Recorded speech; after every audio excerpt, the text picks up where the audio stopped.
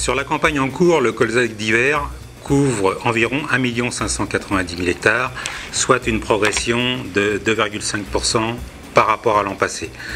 Quand on reprend la moyenne des hectares sur la période 2007-2011, on arrive à 1 500 000 hectares, ce qui signifie que cette année, on est à plus 6% par rapport à cette moyenne. Donc plus que jamais, je dirais que le colza est reconnu pour ses avantages agronomique et économique, et il est incontestablement considéré sur l'exploitation comme étant une culture dynamique et d'équilibre dans la rotation. Parmi les régions qui comptent le plus dans le domaine du colza, on a tout d'abord la grande région centre, qui pèse un peu plus de 400 000 hectares de colza, puis le quart nord-est, couvert par 348 000 hectares de colza.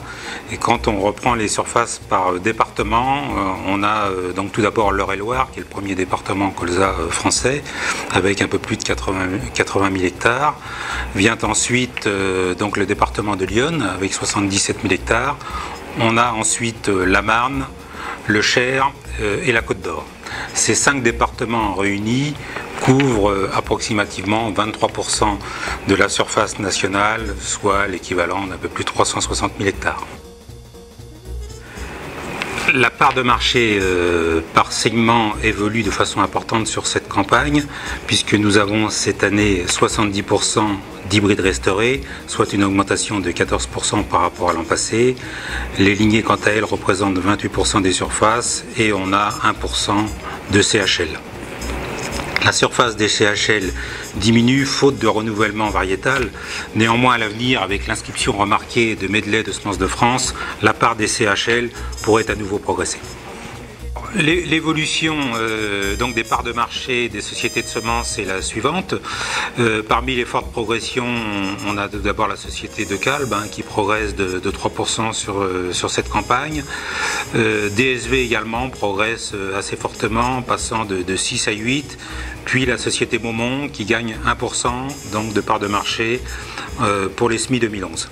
Semences de France est quant à lui est relativement stable, passant de 9,7 à 9,4% de part de marché.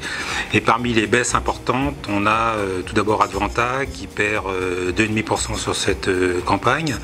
Syngenta quant à lui perd également 1%, ainsi que Ralis. Alors, concernant le top 10 des variétés, on a tout d'abord 7 hybrides restaurés, donc parmi les 10 premières variétés du marché français. Le premier produit, c'est Extorm, qui connaît une forte progression avec 7,8% de part de marché. On a ensuite Exquisite et Dynasty. La première lignée, c'est Adriana, qui est en 5e position, suivi de Pamela, et on a ensuite Cash qui ferme la marche.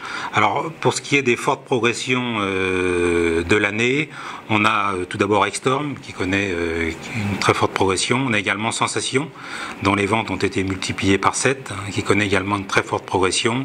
Et puis en ce qui concerne les lignées, on a une progression significative avec la variété de Beaumont Cash.